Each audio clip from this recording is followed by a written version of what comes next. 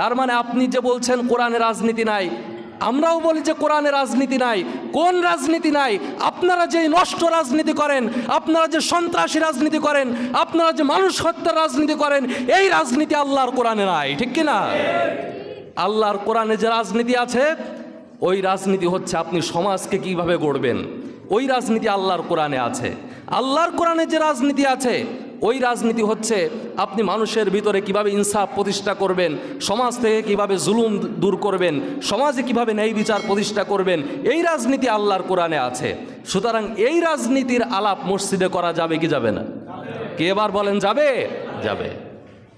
সুতরাং আমরা তো এই রাজনীতি করার কথাই বলি। রাজনীতি একটাই, বহু রাজনীতি নাই। রাজনীতি কয়টা?